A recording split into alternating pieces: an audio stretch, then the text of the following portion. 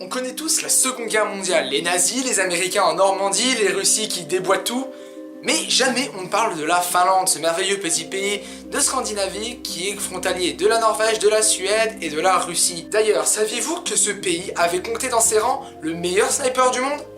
Non? Bien le bonjour monsieur dame, et bienvenue dans ce nouvel épisode de ce soir, tu te coucheras moins con.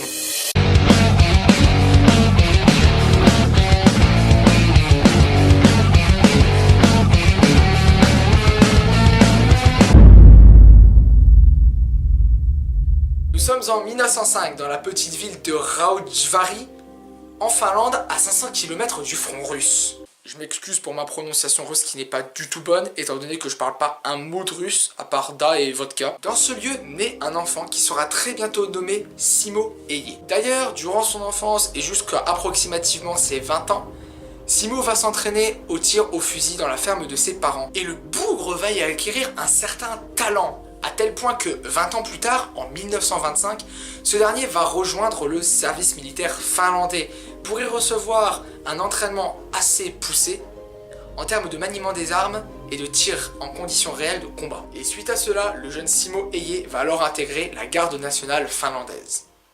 Mais en 1939, le monde bascule dans un des conflits les plus sombres de l'humanité, la Seconde Guerre mondiale. Hitler déclare la guerre à la Pologne et la Russie va alors tenter d'envahir la Finlande.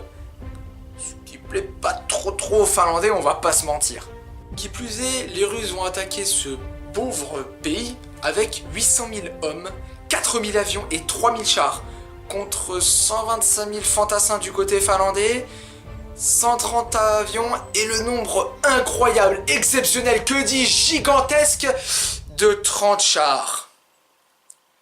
Ils sont pas dans la merde. On pourrait croire que le jeune Simo Häyhä va alors suivre l'intégralité du bataillon, se battre au front avec toute l'armée finlandaise.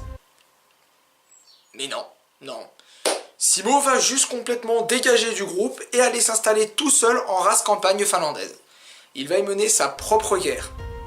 Et sa propre guerre, c'est avec un fusil sniper. Et donc pendant 100 jours, Simo va rester là, allongé dans ce petit bout de campagne finlandaise avec son fusil sniper. Et il éliminera près de 505 êtres humains avec son fusil. Quand je parle d'êtres humains, c'est que des soviets, hein. Mais 505 quoi. À titre de comparaison, en fait, il n'y a personne qui arrive à ce niveau. Personne. C'est lui qui a tué le plus grand nombre de soldats en plein milieu d'une guerre. Mais le pauvre n'ira pas beaucoup plus loin, puisque il va se prendre une balle dans la mâchoire, qui va aussi lui dézinguer la joue gauche, et il entrera dans le coma pendant 11 jours. Cette blessure lui laissera une marque indélébile sur le visage qu'il gardera durant le restant de sa vie. Oui, parce que, bon, il n'est pas mort tout de suite, on en reparlera plus tard, d'accord? Mais il faut d'abord répondre à une autre question. Comment est-ce qu'il a fait pour buter tous ces Roscoff? Sans déconner. Il faut dire que ce soldat n'était pas très grand, parce qu'il ne mesurait qu'1,52 m. Oui, ce n'est pas très grand, certes, mais c'était une taille qui s'approchait de l'idéal pour manier un... Bonjour, c'est Jules Verne. Je m'excuse d'interrompre votre vidéo, mais bon, vous êtes en train de regarder, mais moi je suis encore en train de monter. Et dans quelques instants, je vais dire une très grosse connerie. Simo Häyhä ne s'est pas battu avec un Mosin Nagant N52, mais avec un Mosin Nagant M2830. Voilà. Je m'excuse, vous pouvez reprendre votre vidéo. Un fusil tel que le Mosin Nagant N52 dont il se servait durant la guerre. Qui plus est, il n'employait pas de lunettes. Il n'avait qu'une mire en métal. Avouez que ça renforce le côté badass quand même. Selon lui, l'utilisation d'une mire en acier plutôt que d'une lunette permettait d'affiner sa silhouette et d'éviter les reflets de rayonnement du soleil. Ce qui aurait pu le rendre partiellement visible par les Russes. Et pour éviter que la chaleur de son corps ne le fasse repérer à chaque inspiration et expiration par la buée, eh bien, il se foutait tout simplement une bonne grosse boule de neige dans la bouche. Ça refroidissait un petit peu son corps, mais ça marchait. Oui, parce qu'il fait quand même entre -20 au plus chaud et -40 degrés au plus froid. La vapeur, au bout d'un moment, ça se voit, faut pas déconner non plus. Et le jeune homme profitera notamment beaucoup de l'environnement, puisqu'il portera une combinaison blanche pour se camoufler dans la neige, mais comme visiblement ça suffit pas, le mec il se rajoute 10 cm de neige sur le dos pour se planquer encore plus. Et putain, ça marche! Comme quoi, on n'est jamais trop prudent. En effet, on n'est jamais trop prudent, et cette prudence lui aura valu le record de 505 éliminations au sniper, mais également eh bien, un surnom dans les rangs russes. La mort blanche, ou Belaya Smert. Encore une fois, je ne parle pas russe. Alors oui, on se dit, waouh, trop bien, j'ai un surnom, mais c'est la classe.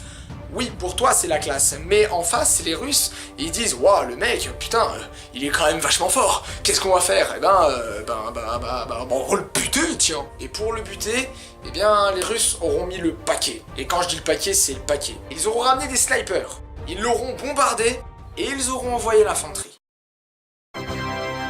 Et il s'est fait bêtement débusquer. C'est un comble quand on connaît le record de ce mec. Le malheureux sera donc touché à la mâchoire et à la joue gauche, comme je vous l'ai dit précédemment. Il tombera dans le coma et se réveillera 11 jours plus tard, le 13 mars 1940. Coïncidence? Je ne crois pas. Et pourquoi est-ce que je dis ça? Eh bien tout simplement parce que le 13 mars 1940, c'est le jour que les Russes ont choisi pour partir de la Finlande, pour cesser les combats. En effet, après environ 126 900 hommes perdus au combat, les Russes ont compris que les Finlandais ne se laisseraient jamais faire. Donc ils sont partis. Simoaya n'aura donc officié qu'entre 1939 et 1940. Il aura aussi tué 200 soldats supplémentaires au fusil mitrailleur. C'est un malade. C'est un niqué ce mec, c'est génial. Quand on pense que Chris Kyle a fait 2 fois moins de victimes en l'espace de 10 ans, on se demande qui avait vraiment besoin d'un film au final. Et suite à toutes ces péripéties, Simo Aye passa du grade de caporal à sous-lieutenant à la fin de la guerre. Il mourut bien des années après, le 1er avril 2002, restant un modèle pour l'armée et pour le peuple finlandais.